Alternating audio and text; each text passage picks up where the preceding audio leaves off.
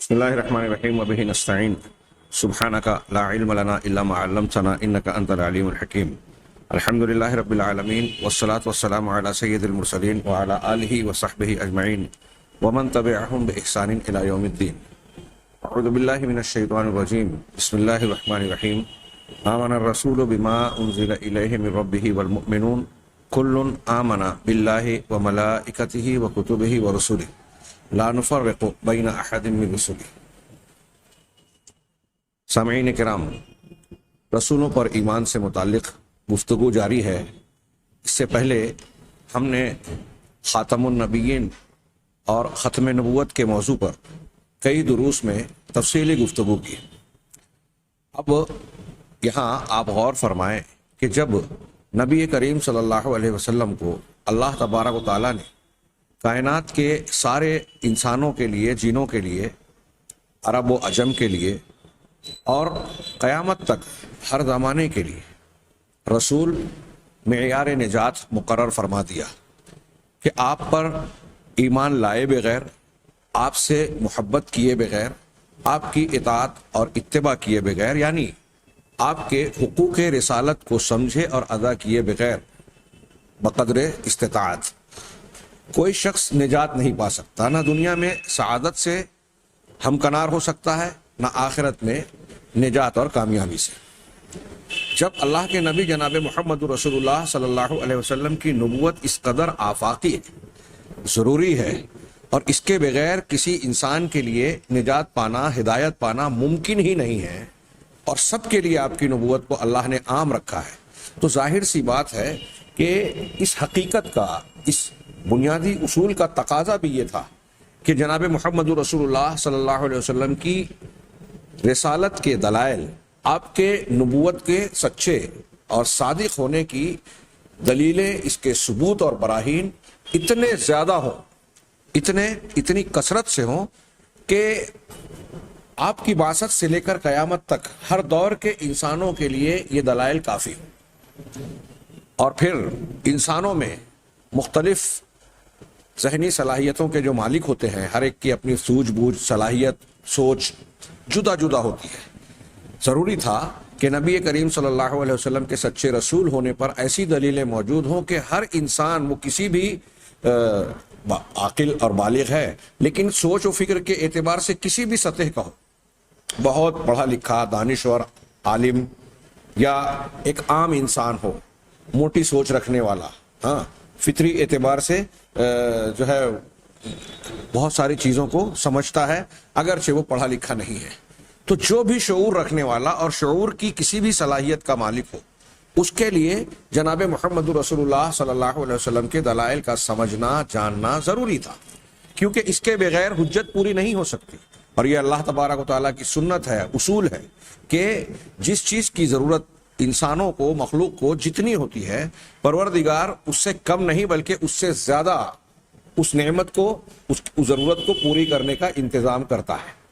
آپ نے جس طرح دیکھا کہ ہم کو ہوا کے لیے، سانس لینے کے لیے ہوا کی ضرورت ہے، کھانے کے لیے غذا کی ضرورت ہے، پینے کے لیے پانی اور آب کی، اسی طریقے سے اور دیگر جو ضروریات زندگی ہیں، ان کی دنیا میں بسنے والے لوگوں کو جتنی ضرورت تھی، اللہ تبارک و تعالیٰ نے آباد علاقوں میں ان کی ضرورت کے مطابق یا اس سے زیادہ فراہم کر رکھا ہے. یہ الگ بات ہے کہ بعض نشیب و فراز آتے ہیں، کبھی قحط سالی اور کبھی کچھ اور طوفان اور حادثات، اس کے اپنی علتیں ہیں، وجوہات ہیں، لیکن کارخانہ قدرت میں یہ عام مشاہدے کی بات ہے کہ جو کوئی چیز یہاں وجود اور اپنا خلقت پاتی ہے، تو وہ اپنی ضروریات کا سامان اپنے گرد و پیش میں ایک دسترخوان کی طرح سجا اور بکھرا ہوا پاتی ہے. دنیا کو اللہ تبارک و تعالیٰ نے انسانوں کے لیے جب آباد کیا، الم نجعل الارض کفاتا احیاء و امواتا، ایک آیت میں کتنا عظیم مفہوم اور وسیع معنی سمیٹ دیا ہے پروردگار نے. کیا ہم نے تمہارے لیے زمین کو کافی نہیں بنایا، زندہ ہونے کی صورت میں بھی اور مردہ ہونے کی حالت میں بھی؟ ہم زندہ ہیں تو اس زمین پر چلنے پھرنے کی سہولت ہے، سانس لینے کی آسانی ہے، غذا، پانی، ضروریات زندگی کے سارے سامان فراہم ہیں. وَآتَاكُم مِّن كُلِّ مَا سَأَلْتُمُوهُ، ہاں، اللہ نے تم کو وہ ساری چیزیں عطا کی جو تم نے چاہا تھا جس کی تم کو ضرورت تھی. اب مرنے کے بعد اسی زمین میں دفن ہو گئے ہیں, تو زمین مرنے کے بعد بھی کافی ہے. تو اللہ تبارک و تعالیٰ نے مادی اعتبار سے انسان کے جسم کی ضروریات کا جس طرح انتظام فرمایا, ایسے ہی روحانی ضرورت کے اعتبار سے, یہ بات ایمان بالکتب وغیرہ میں بھی گزر چکی, انسان کے لیے ہدایت کا انتظام کیا. اور کتابیں اور اللہ کی شریعتیں لانے کا ذریعہ انبیاء کرام علیہم الصلاۃ والسلام ہے. اسی بنیاد پر یہ ہمارے ایمان کی ایک بنیاد میں شامل ہے.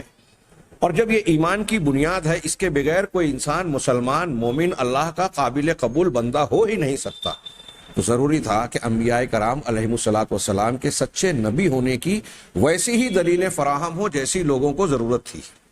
اسی لیے شیخ الاسلام علامہ ابن تیمیہ, میرے سامنے ان کی کتاب الجواب الصحیح لمن بدل دین المسیح کا مختصر ہے. شیخ الاسلام علامہ ابن تیمیہ کی مفصل اور شاہکار کتاب ہے, اور اس کا مختصر اختصار کیا ہے شیخ محمد بن عبد الوہاب تمیمی رحمہ اللہ نے. دونوں اپنے وقت کے شیخ الاسلام. یہ اگرچہ مفصل کتاب پڑھنا زیادہ مفید ہے, لیکن انہوں نے اس کی بڑی تلخیص کی ہے. اس میں انہوں نے علامہ ابن تیمیہ رحمہ اللہ نے نصارہ کو جواب دیا, اور جناب محمد رسول اللہ صلی اللہ علیہ وسلم کی آفاقی نبوت کا اس بات کیا ہے. اس بات کا اس بات بھی کیا ہے کہ یہود و نصارہ بھی اگر غور سے دیکھیں تو نبی کریم صلی اللہ علیہ وسلم کی نبوت کو تسلیم کرنا ان کے لیے لازم ہے, کیونکہ ان کی کتابوں میں آپ کے لیے پیشین گوئیاں موجود ہیں. اس ضمن میں جو ادلہ بیان کیے ہیں اس میں سے میں صرف ایک دو مختصر سا اقتباس جو شیخ محمد بن عبد الوہاب نے اختصار کے ساتھ ان کو نقل کیا ہے, میں پیش کرنا چاہتا ہوں. کہ ایک ضمنی مختلف نمبر وار کے تحت, دفعات کے تحت انہوں نے بعض نکات بیان کیے ہیں. نمبر 9 میں یہ کہتے ہیں کہ اللہ کے نبی صلی اللہ علیہ وسلم کی نبوت پر بہت ساری دلیلیں ہیں, بہت ساری دلیلیں. علامہ ابن تیمیہ ہی کی ایک دوسری جگہ پر عبارت ہے, دوسری کتاب میں وہ کہتے ہیں کہ جب اللہ تبارک و تعالیٰ نے جناب محمد رسول اللہ صلی اللہ علیہ وسلم کو تمام انسانوں اور تمام جنوں کے لیے قیامت تک کے لیے نبی بنایا ہے, تو تمام اہل دنیا کے لیے آپ کے سچے ہونے کی دلیلوں کی ضرورت تھی.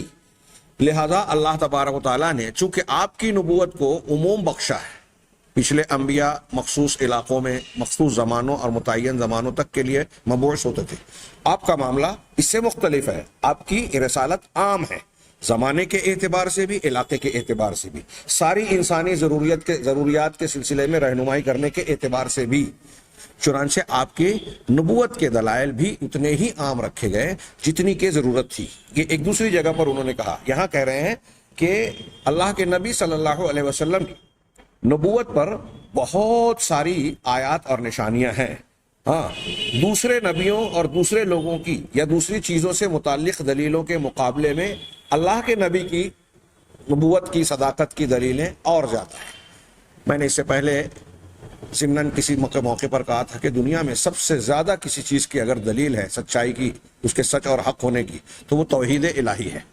اللہ تبارک و تعالیٰ وحدہ لا شریک ہے, ربوبیت میں, الوہیت میں, اسماء و صفات میں. اس کی کسی خصوصیت, خوبی اور صفت میں کوئی مخلوق ادنا سا بھی شرکت نہیں رکھتا. اس بات پر کائنات میں سب سے زیادہ دلیل ہے, اس لیے کہ کائنات کی سب سے بڑی سچائی, سب سے بڑا انصاف اور عدل کا معاملہ یہی ہے کہ اللہ کو وحدہ لا شریک مانا جائے. لہذا اس کی سب سے زیادہ دلیلیں ہیں. آگے شیخ الاسلام خود ہی کہہ رہے ہیں, میں ابھی عبارت ان کی پیش کروں گا, کہ ربوبیت کے بعد دنیا میں سب سے زیادہ دلیل اگر کسی چیز کی ہے تو وہ جناب محمد رسول اللہ صلی اللہ علیہ وسلم اور دیگر انبیاء کی سر فہرست اللہ کے نبی جناب محمد رسول اللہ صلی اللہ علیہ وسلم, اور پھر آپ پر نازل ہونے والی کتاب قرآن مجید کے حق ہونے کی. ان دونوں کی حقانیت کی دلیل توحید کے بعد دنیا میں سب سے زیادہ ہے. کیوں؟ اس کی ضرورت تھی, اور میں نے اس سے پہلے اس کی حکمت بھی بتائی کہ دلائل کی ضرورت کیوں ہے سچے رسول کے سچے ہونے کی. اب جیسے ہم اللہ کے نبی جناب محمد رسول اللہ صلی اللہ علیہ وسلم کو نبی مانتے ہیں, فلاں مانتے ہیں, ڈھیما مانتے ہیں اور مانتے ہیں. کچھ لوگ نہیں مانتے. دنیا میں بہت سارے لوگ ایسے ہیں جو مذہب کے سلسلے میں اپنے ماں باپ کے دین اور مذہب پر ہی اعتماد کرتے ہیں. مسلمانوں میں بھی ایک طبقہ, ایک بڑی تعداد ایسی ہی ہے. عقیدے کی اصطلاح میں اہل علم اس کو مسلمت الدار کہتے ہیں, گھر کا مسلمان. اور ایک ہے مسلمت الاختیار, وہ مسلمان جو سوجھ بوجھ کے ساتھ شعوری طور پر سمجھ کر اسلام کو قبول کرے، اس کی حقانیت کو دل و جان سے تسلیم کرے. یہ ہے مسلمت الاختیار. اور بہت سارے لوگ اس لیے مسلمان ہیں کہ باپ دادا مسلمان ہیں. اب ہمارے یہاں مسلکوں کی تقسیم میں بھی ہم دیکھتے ہیں کہ ہر شخص اپنے مسلک کو حق سمجھ رہا ہے. تو کس بنیاد پر حق سمجھ رہا ہے؟ دلیل کی بنیاد پر. ایک حنفی مسلک کو، ایک شافعی مسلک کو، ایک صوفی طریقے کو، ہاں، ایک رافضیت کو حق مان رہا ہے. تو اس میں اس حق ماننے کے سب سے بڑی بنیاد جو عمومی طور پر دیکھی جاتی ہے وہ کیا ہے کہ رافضی گھر میں پیدا ہوا، اپنے ماں باپ کے دین کو اختیار کر لیا، اسی کو حق اور سچ سمجھ رہا ہے، اسی ماحول میں رہتا ہے. اس نے اپنے خلاف دلیلوں کا جائزہ نہیں لیا، تنقید اور تحقیق کے اصولوں کے مطابق حق اور باطل کے درمیان فرق سمجھا ہی نہیں. جو جیسے اللہ کے رسول نے فرمایا کل مولود یولد علی الفطرہ، ہر بچہ فطرت پر پیدا ہوتا ہے. اس کے ماں باپ اسے یہودی، مجوسی، نصرانی بناتے ہیں. فابواہ یہودانہ او ینصرانہ او یمجسانہ، یہودی، نصرانی، مجوسی بناتے ہیں. وہ مسلمان پیدا ہوا اس لیے یہ نہیں کہا کہ ماں باپ جو ہے مسلمان بناتے، اس لیے ماں باپ کی بچوں پر اثر تاثیر کا بھی اظہار ہوتا ہے. اور خاص طور سے مذہبی فکری اور مذہبی اعتبار سے بچے کی فکر کیسے ڈھلتی ہے اس کا سب سے بڑا اثر بتایا گیا کہ والدین کا جو دین و مذہب ہوتا ہے عام طور سے لوگ اسی کو قبول کر لیتے ہیں آنکھ بند کر کے. یہاں تک کہ شعور آنے کے بعد فطری طور پہ دنیا کے جتنے باطل مذاہب ہیں، انسان کی فطرت میں حق ہے، توحید ہے. جب وہ شرک اور کفر کو اختیار کرتا ہے تو اس کا دل سوالات اٹھاتا ہے، اس کے اندر شکوک، شبہات، اعتراضات، اشکالات پیدا ہوتے ہیں. ہاں، بہت سارے لوگ ماحول کو دیکھ کر گھبرا کر کہ اگر ہم نے اپنے دل میں پیدا ہونے والے فطری سوالات کو اٹھایا اور اپنے ماں باپ کے دین پر سوالیہ نشان لگایا یا اس کو چھوڑا تو ہمارے لیے بڑی مصیبت کھڑی ہو جائے گی، مخالفت ہو جائے گی، سماج اور معاشرے سے بغاوت کرنا پڑے گی. یہ جرأت اور ہمت سب نہیں کر پاتے. چنانچہ حکمت اور مصلحت اسی میں سمجھتے ہیں کہ جیسا چل رہا ہے چلنے دیا جائے، اور پھر اپنے آپ کو تسلی دینے کے لیے کچھ باتیں گڑھ لی جاتی ہیں، بنا لی جاتی ہے. ارے سارے دھرم سچے ہیں، راستے الگ الگ ہیں، سب کی منزل ایک. میں اکثر کہا کرتا ہوں دنیا میں سب سے بڑا دھوکہ، فریب جو دیا جا سکتا ہے ان میں سے ایک یہ ہے کہ انسان کو یہ دھوکہ دیا جا رہا ہے کہ سارے دھرم سچے، اچھے اور سب ایک جیسے، راستے الگ الگ ہیں، سب بلندی کی طرف چڑھ رہے ہیں. کوئی سیڑھی سے چڑھ رہا ہے، کوئی رسی سے چڑھ رہا ہے، کوئی بازو والی عمارت سے، کوئی ستون اور پول سے، کوئی ایک دوسرے کے کندھے پہ چڑھ کے جو ہے اوپر کی طرف جا رہا ہے. یہ بالکل غلط بات ہے. آپ راستوں کو دیکھتے ہیں، ایک چوراہے پر 4 راستے ہیں، 4 راستوں پر 4 لوگ اگر آگے بڑھیں گے تو کیا جتنا آگے بڑھتے جائیں گے کیا یہ امید ہے کہ چاروں کے چاروں بالآخر ایک منزل پر پہنچیں گے؟ ہرگز نہیں. جتنا یہ چلتے جائیں گے ایک دوسرے سے دور ہوتے جائیں گے، ان کی منزلیں ایک دوسرے سے دور ہوتی جائے گی. بالکل غیر فطری بات ہے یہ. ایک مذہب میں ایک چیز عبادت ہے، نیکی ہے. ہمارے یہاں بہت سارے لوگ مورتی پوجا کر رہے ہیں.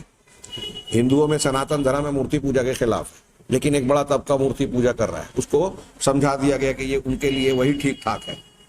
ہاں، اسلام ہو، آسمانی مذاہب ہو، یہاں جو ہے مورتی پوجا شرک ہے اور سب سے بڑا ظلم، سب سے گھناؤنا گناہ ہے، ناقابل معافی گناہ ہے.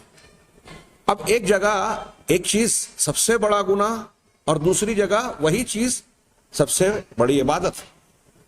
مہا پاپ جو دوسری جگہ مہا پنیہ بن گیا. کیا دونوں صحیح ہے؟ دونوں راستے ایک ہی منزل کی طرف جا رہے ہیں. ہمارے ہاں لوگ مسلمانوں کے خلاف محاذ اٹھائے ہوئے ہیں. عید الاضحیٰ کے موقع پر جانور ذبح نہیں کیے، یہ ہماری عبادت ہے. ہاں، فصل لربک وانحر، قرآن اور آسمانی کتابیں کہہ رہی ہیں کہ یہ عبادت ہے، یہ اللہ کے لیے قربانی کی جائے. دوسروں کو اس پر اعتراض ہے، ان کے دھرم میں یہ پاپ ہے، جیو ہتیا ہے اور نہ جانے کیا کیا ہے. دونوں صحیح ہو سکتے ہیں. اس طرح آپ غور کرتے جائیے، سارے مذہب ایک جیسے نہیں ہیں. ہاں، انسان کو یہ کشٹ اٹھانا پڑے گا، یہ جاننا پڑے گا کہ ہم کو جس نے بنایا ہے، جس نے اس کائنات کو رچا ہے، کیا وہ یہ بات کہتا ہے کہ کوئی بھی دھرم اختیار کر لو مجھے قبول ہوگا، چلے گا؟ کیا اس سے ہم نے جانا، اس کی بات کو جاننے کی کوشش کی کہ اس نے ہمیں اور آپ کو کیوں پیدا کیا، اس کا پسندیدہ دین اور مذہب اور دھرم کون سا ہے؟ یہ کون بتائے گا؟ وہی بتائے گا. ہاں، ایک کمپنی نے ایک مشین بنائی تو وہی بتائے گی کمپنی کہ اس مشین کو استعمال کرنے کا پروسیجر اور طریقہ کیا ہے. بگڑے گا تو اسی کا انجینئر اس کے بارے میں وضاحت کرے گا, اسی کی کیٹلاگ کی طرف رجوع کیا جائے گا. دوسری کمپنی کا کیٹلاگ اور دوسری کمپنی کے انجینئر کی طرف رجوع نہیں کیا جائے گا. اب انسان کو بنایا اللہ تبارک و تعالیٰ نے, اب ہماری زندگی کس مذہب کے تابع ہو, کون سا طریقہ اختیار کیا جائے, کس کی پوجا کی جائے, کس کی نہ پوجا کی جائے, یہ اللہ ہی بتائے گا نا کہ فلاں اور فلاں بتائیں گے. ہمارے دماغ سے ہم کہہ دیں کہ مانو تو میں گنگا ماں ہوں, نہ مانو تو بہتا پانی, چاہے جس کو چاہے پوجنے لگے, جس کو چاہے اس کی بے عزتی کرنے لگے. کیا یہ ہمارے اختیار کی چیز ہے کہ ہم جس کو چاہے الہ مان لیں, کائنات کا بنانے والا مان لیں اور اس کو اس کا حق اپنے طور سے دینے لگے؟ نہیں, یہ خالق و مالک ہی بتائے گا کہ کون اس کائنات کا رچنے والا ہے اور کون اس پر جو ہے مختلف مذاہب کو دے کر ہمارا اور آپ کا امتحان لینے والا ہے. یہی تو امتحان ہے کہ آپ سچائی کو ڈھونڈیں, تلاش کریں اور اس کو اختیار کریں, اور پھر لوگ مخالف ہوں, لوگ ناراض ہوں, اس کی پرواہ کیے بغیر یہ دیکھیں کہ ہم کو پیدا کرنے والا ہم سے کیا چاہتا ہے, ہم اس کو خوش کریں گے. اس کا ہم پر احسان ہے کہ اس نے ہم کو پیدا کیا, یہ ساری نعمتیں دی, کھانا پینا, دنیا کی ساری چیزیں عطا کی, تو ہم اس کے وفادار بنیں. اس کا وفادار کیسے بنیں گے؟ اس کے بھیجے ہوئے رسول کو پہچان کر, اس کی تعلیمات کو اختیار کر کے. اب یہ کیسے معلوم پڑے گا کہ یہ فلاں رسول اللہ کا, خالق کائنات کا, اس دنیا کو بنانے والے کا بھیجا ہوا ہے؟ اب ایک آدمی کہے گا کہ ہم فلاں کو رسول مان لیں گے, ہم اپنے پیر صاحب کی مانیں گے, ایک کہتا ہے کہ ہم فلاں دیوی دیوتا کو مانیں گے. تو ماننے اور نہ ماننے کا کیا معیار؟ اللہ تبارک و تعالیٰ نے یہ سنت جاری کی کہ جب دنیا میں امتحان رکھا انسانوں کا حق اور باطل میں سے ایک کے انتخاب کا, اور پھر یہ انتظام بھی کیا کہ سچائی اور حق کے راستے کی وضاحت کر دیتا ہے تاکہ کسی کے پاس عذر اور حجت باقی نہ رہے کہ ہمیں پتہ نہیں تھا کہ سچائی کیا ہے, اللہ تعالیٰ کیا چاہتا ہے, ہمارا خالق و مالک کون سی چیز پسند کرتا ہے, کون سی ناپسند. یہ نہ جاننے کا شکوہ اور عذر کسی کے پاس نہ رہے, اس کے لیے اللہ تعالیٰ نے رسولوں کا سلسلہ جاری کیا اور اس کا اختتام جناب محمد رسول اللہ صلی اللہ علیہ وسلم پر فرمایا. لئلا یکون رسلا مبشرین و منذرین لئلا یکون للناس علی اللہ حجۃ بعد الرسل. اللہ نے رسولوں کو بشارت دینے والا, خوشخبری دینے والا اور ڈرانے والا, آگاہ کرنے والا بنا کر بھیجا تاکہ لوگوں کے پاس اللہ کے خلاف کوئی حجت نہ رہ جائے.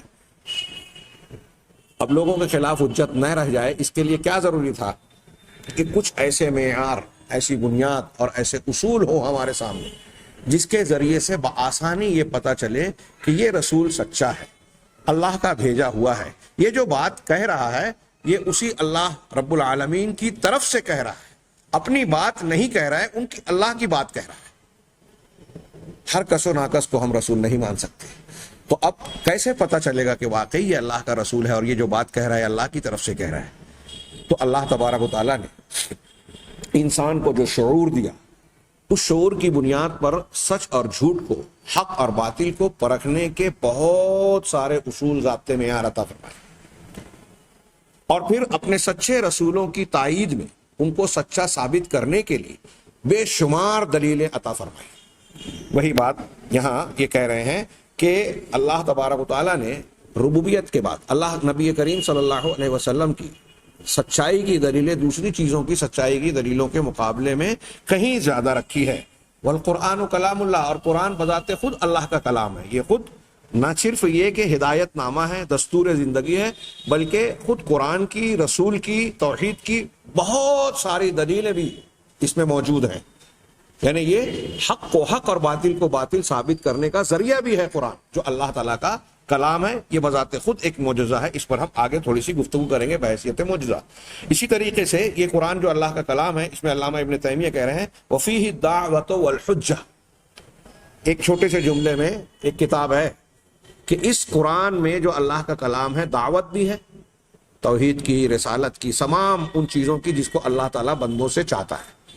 تعلیم ہے, دعوت ہے کہ ان خبروں کی تصدیق کی جائے جو اللہ اور اس کے سچے رسولوں نے دیا, ان احکامات کی تعمیل کی جائے جو اللہ تعالیٰ نے نازل کیا. یہ دعوت ہے, اس کی طرف اللہ تعالیٰ بلاتا ہے, قرآن بلاتا ہے. وفیہ الدعوہ, اور دوسرا لفظ اختیار کیا الحجہ, اس میں دلیل بھی ہے. کس بات کی دلیل ہے؟ حق کی دلیل ہے, اللہ تعالیٰ کی کہ حقوق کی, وحدانیت کی, قرآن کے سچے ہونے کی, اور سچے رسولوں اور خاص طور پہ جناب محمد رسول اللہ صلی اللہ علیہ وسلم کے سچے رسول، آخری رسول، خاتم النبیین ہونے کی دلیل بھی ہے۔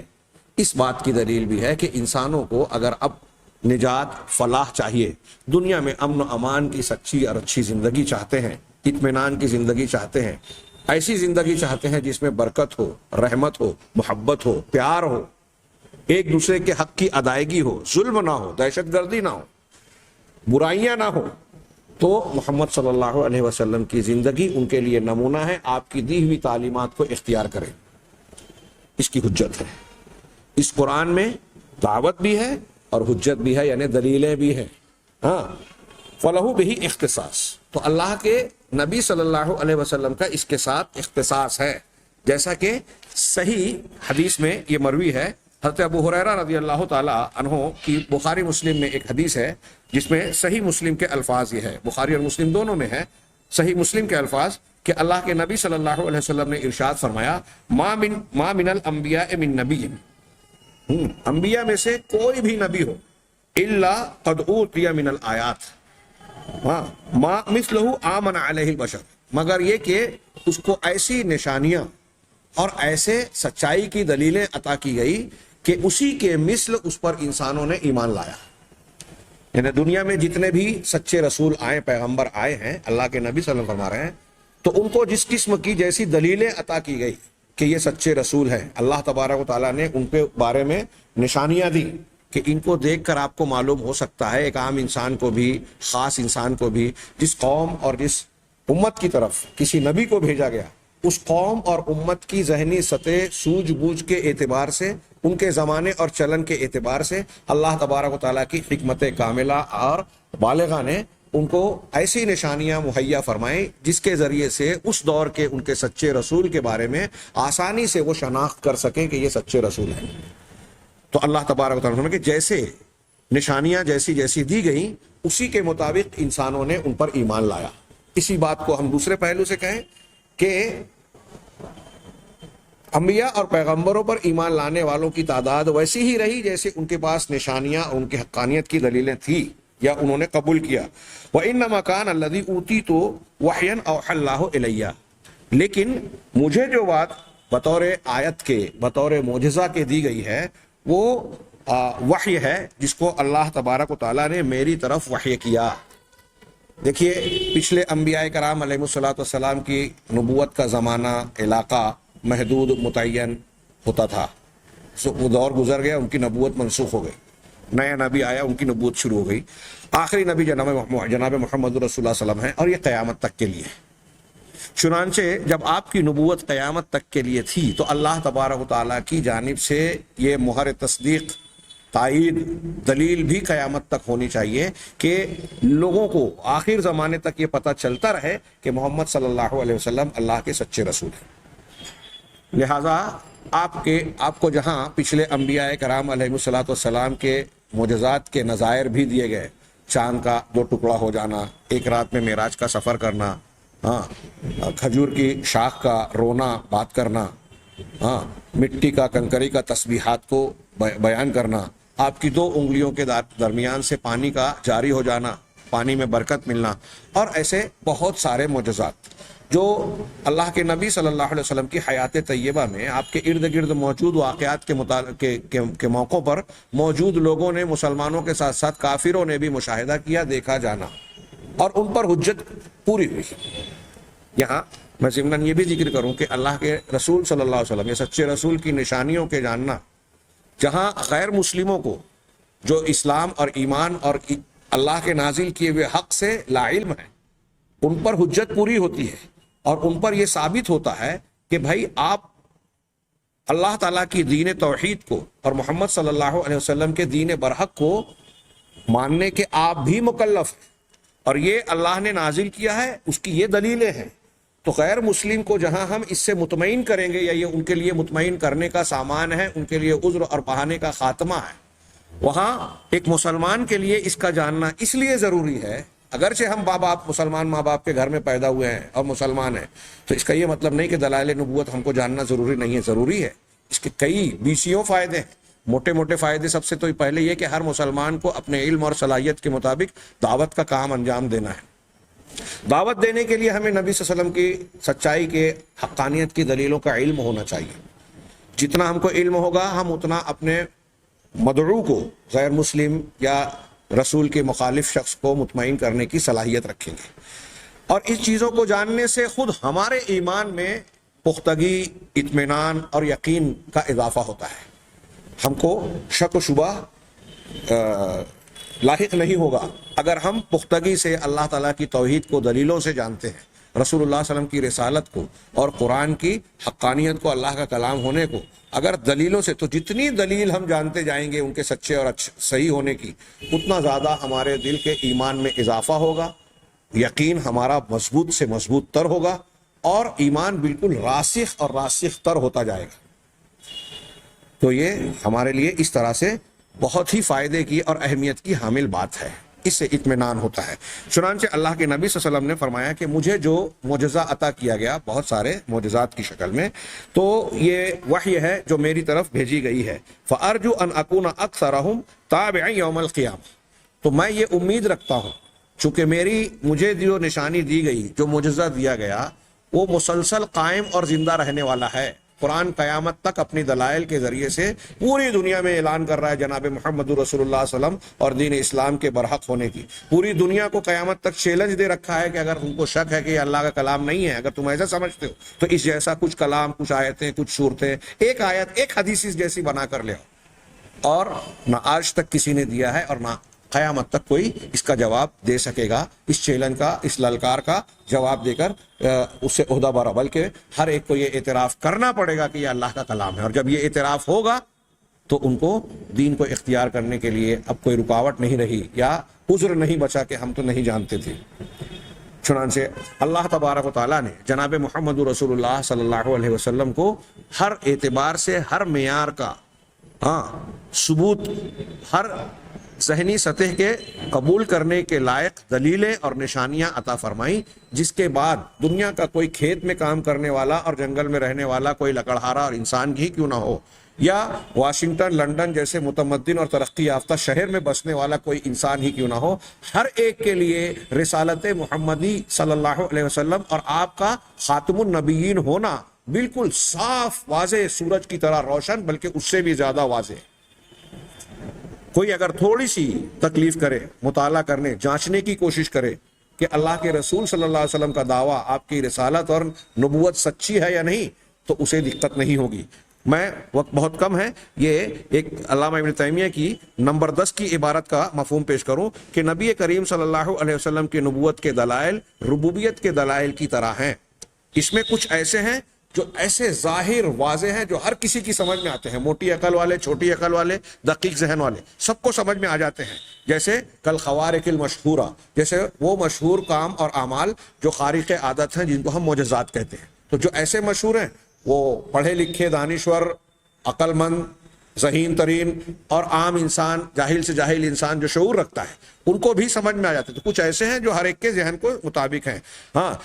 اسی طرح کسی حیوان کا زندہ ہونا، نباتات کا پیدا ہونا، بادل کا جو ہے پیدا ہونا، بادل نہیں تھے آ گئے، بارش کا برسنا، اور وفیہا ما یختص بہ من عرفہ، اور معجزات میں سے اللہ کے رسول کی نشانیوں میں سے کچھ ایسی نشانیاں ہیں جو صرف اس کے لیے خاص ہے جو اس کو جان سکے.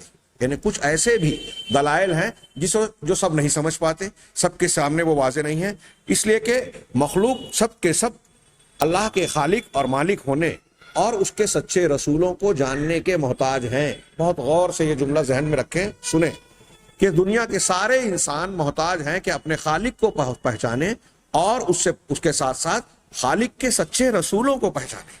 اس کے بغیر ان کی زندگی کامیاب اور مقصد سے ہمکنار نہیں ہو سکتی.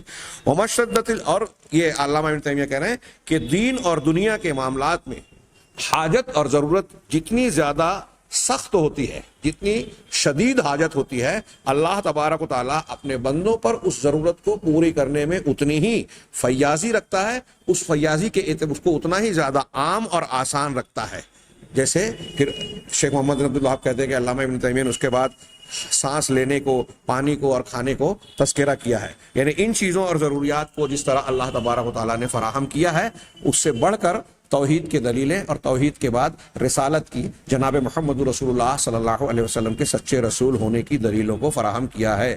یہ دلیلیں بے شمار ہیں. اللہ کی طرف سے یہ اعلان ہے، جیسے میں نے اس سے پہلے کئی مرتبہ کہا کہ ایک وزیر اعظم، ایک صدر جمہوریہ، ایک بادشاہ اپنے نمائندوں کو بھیجتا ہے تو اپنی دستخط، اپنی مہر یا کوئی ایسی نشانی دیتا ہے کہ بھیجتا ہے کہ لوگوں کو پتہ چل جائے کہ یہ واقعی بادشاہ کا، وزیر اعظم کا، صدر جمہوریہ کا بھیجا ہوا ہے. اسی طرح اللہ کے سچے رسولوں کو اللہ تبارک و تعالیٰ دلیلیں دیتا ہے تاکہ لوگوں کو، مخلوق کو، قوم کو، امت کو یہ بات سامنے ثابت ہو جائے کہ یہ اللہ کا سچا بھیجا ہوا مبعوث کردہ رسول ہے. وَلَقَدْ بَعَثْنَا فِي كُلِّ أُمَّةٍ رَسُولًا وَلَقَدْ أَرْسَلْنَا رُسُلَنَا بِالْبَيِّنَاتِ، یقیناً ہم نے اپنے رسولوں کو البینات کے ساتھ بھیجا. قرآن کی آیت ہے سورۃ الحدید کی.